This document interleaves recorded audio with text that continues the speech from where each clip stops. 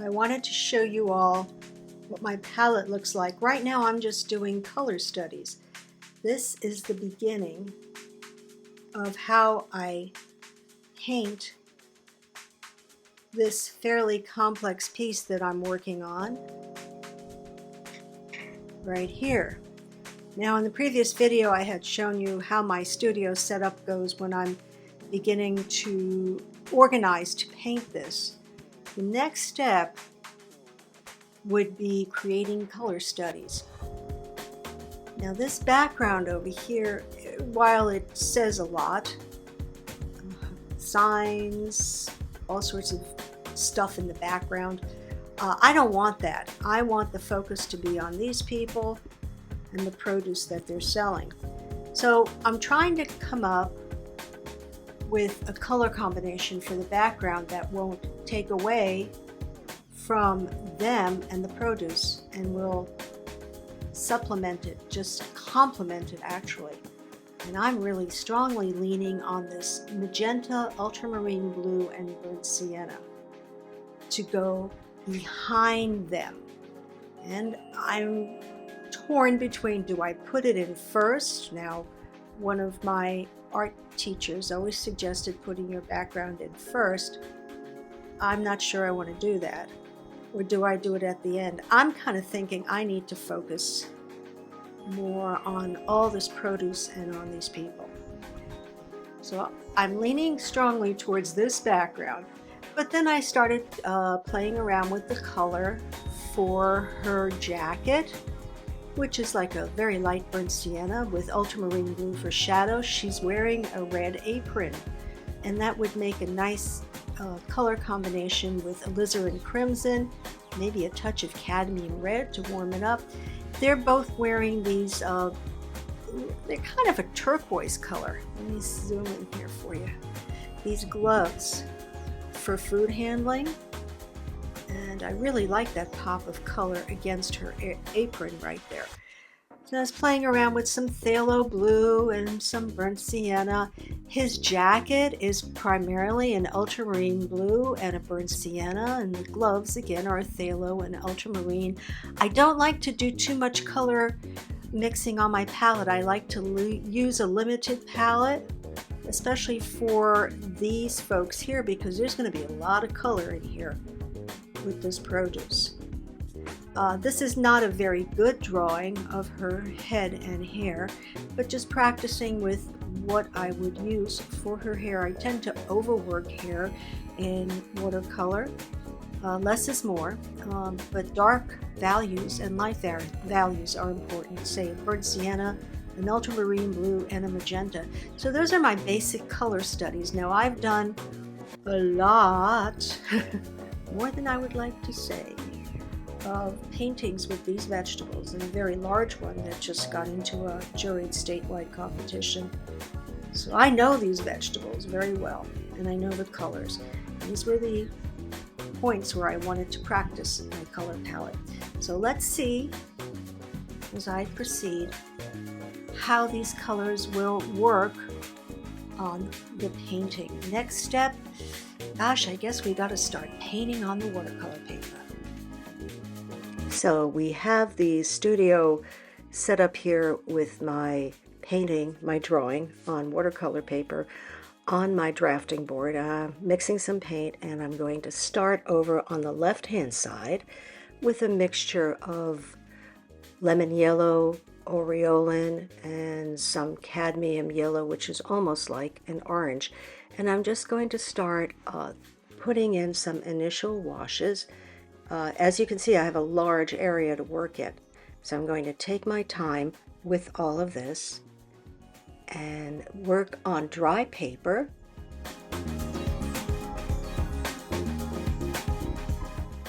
I'm using a mixture of lemon yellow, alizarin crimson, cadmium yellow, which is like an orange, and also aureolin, which I hope I pronounced right. My paper is indeed dry. I prefer doing that on little detail work like this. I'm using a small synthetic brush. Can't remember, I think it's a number 8. I used to use larger brushes, but I find on detail it works much better if I use a smaller brush.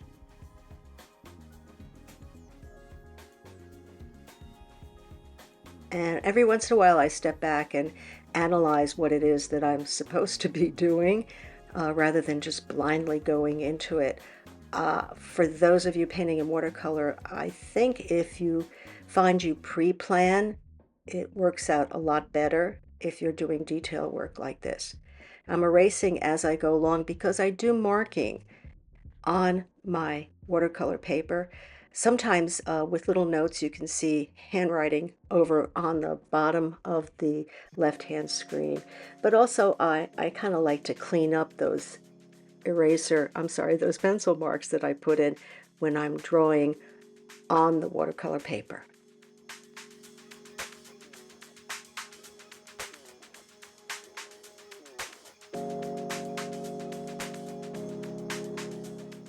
I'm erasing again pencil lines, markings that I don't want under my painting.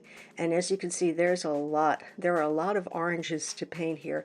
These are the initial washes. This is how I start. Sometimes I luck out and the initial washes are enough, but most of the time I need to do the initial wash and then build on it. Usually it's the initial wash, then a second wash, and then a third wash with detail is how I like to work, but everyone works different. You can see I'm putting a little bit darker color in between some of the shapes of the oranges so that there's some depth and separation rather than painting the whole thing one color. Now, some artists like to do that. I tend to like to go into the details individually.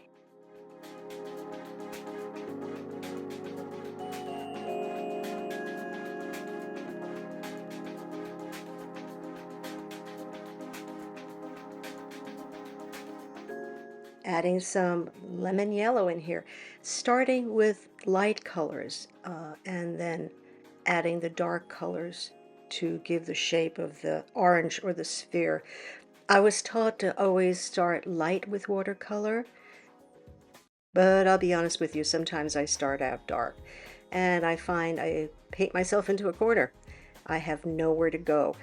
Unlike oil, watercolor usually works best if you start light and work to the dark, as opposed to oil or acrylic where you start dark and maybe work light. Watercolor is not an opaque medium, it's a transparent medium, so it's always a good idea to start out light before you get yourself in trouble.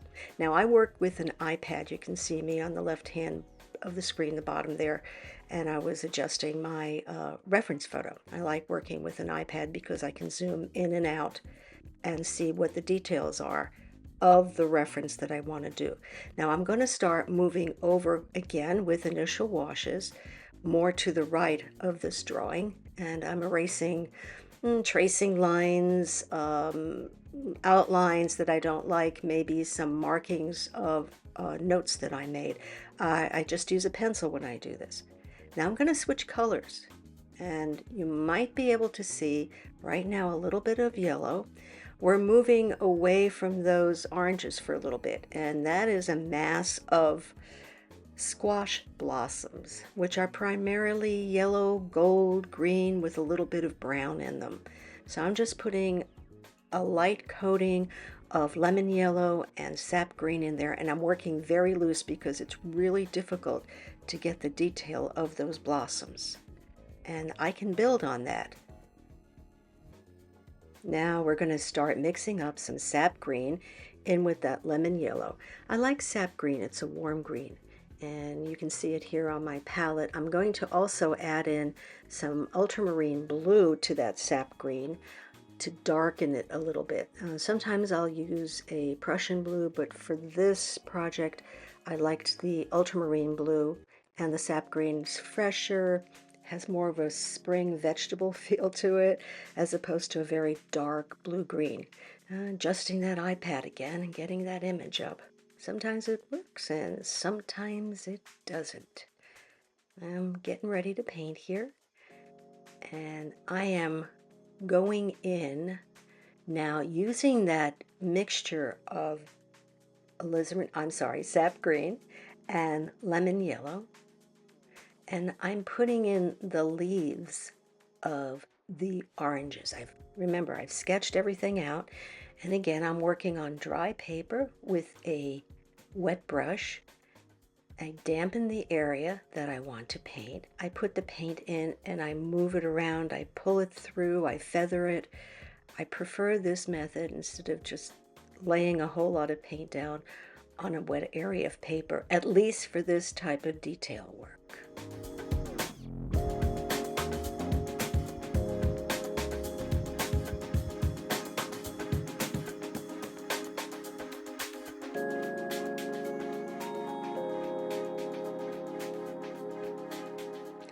More leaves. I find green is sometimes hard to work with, so I go easy on it. I tend to like to take down the chroma a little bit, depending what you're painting, depending on the foliage you're painting, depending how the green is. But you can always, again, start light and then you can darken.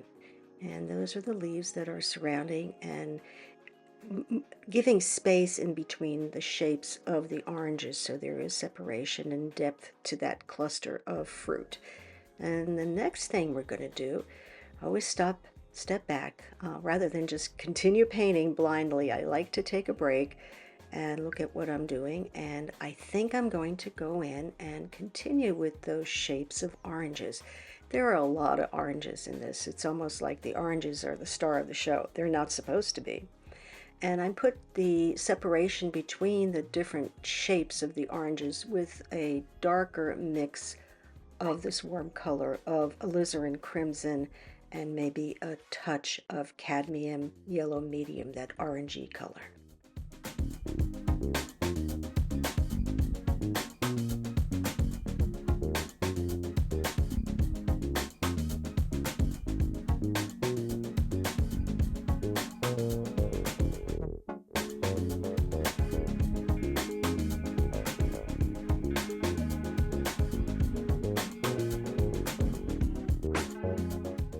Sometimes when I have a big piece like this, I kind of like to get the area done that I'm working on. That sounds ridiculous. The area that my colors are mixed for. In other words, I want to concentrate on these oranges before I move into something else. Some artists cover the entire sheet of paper first.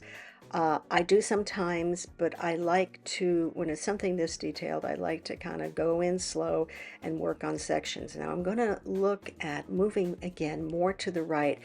And again, these are initial washes. This is not a complete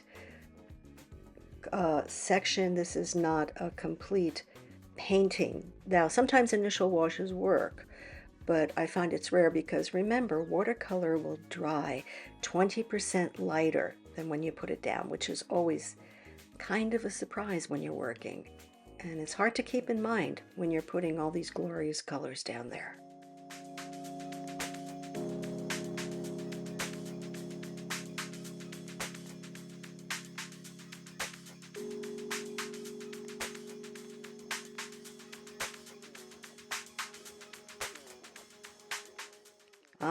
Do I have enough orange on here? I don't know. Let's see what happens when it dries. But I can't think about that right now. I need to lift occasionally. Sometimes I'll put a color down. I like it. I don't like it. I lift it. I put it down again. I don't like it. I lift it. I can't make up my mind. I'm finding some of the areas now are drying, so I could put a couple of additional washes on them to just give more shape and form to those spheres. Now, again, you got to stand back or sit back and say, what is the next step? As I see it, I'm going to move over more to the right of the painting and continue with the initial washes along the bottom. And on this one, I'm going to be wetting the paper, which I haven't done so far, but I decided to wet it to get more of those colors to mix and mingle better. And I'm using, again, that mix of lemon yellow and sap green in there.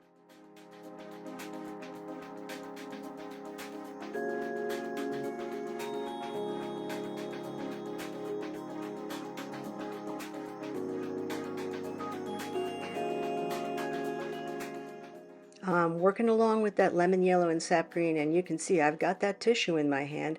Am I going to lift? Am I happy? Not right now. I just cleaned my brush. Oh, look, there I am lifting.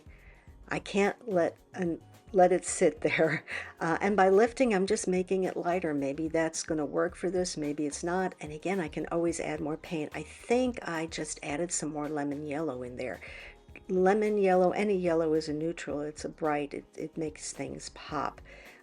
Now I'm going through and I'm erasing. When I work on something like this, I have notes as far as lights, uh, dark values, colors, and I work and I erase as I go along. And sometimes, yes, I forget to erase.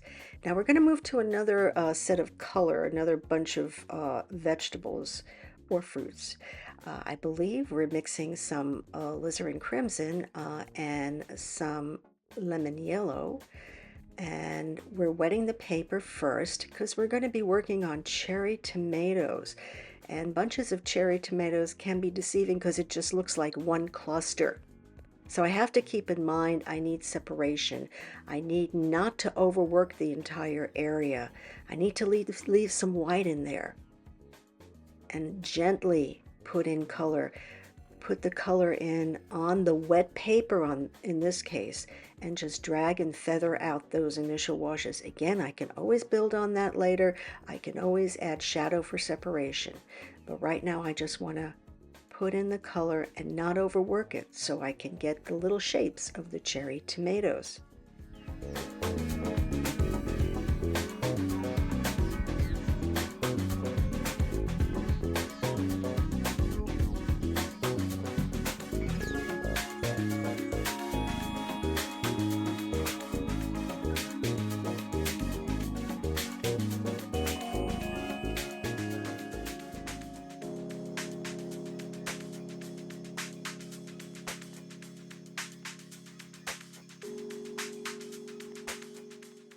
Moving along, erasing some lines that I didn't like.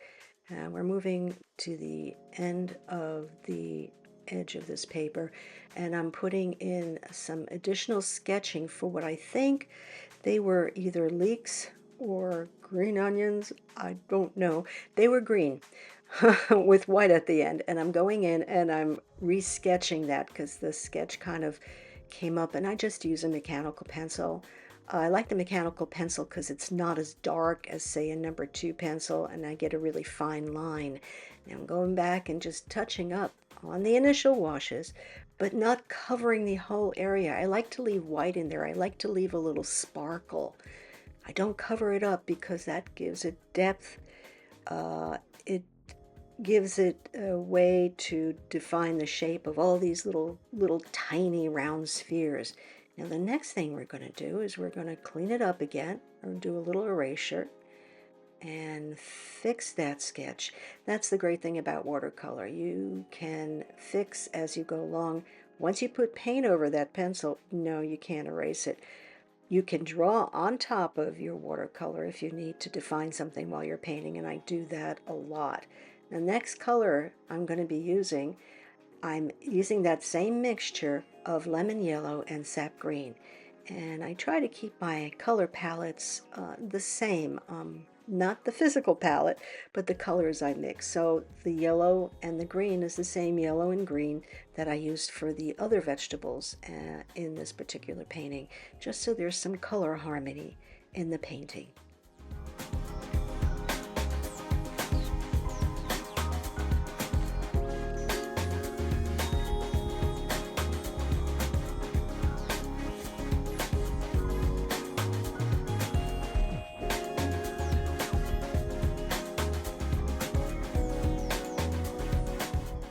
Put enough green and yellow into those leeks, that green vegetable down there. And I'm looking, let's see, what is my next thing? I'm going to work with that alizarin crimson yellow mixture because there's more cherry tomatoes in that basket. Again, working really loose. I don't even think I moistened the paper here. I'm just working with a damp brush on dry paper.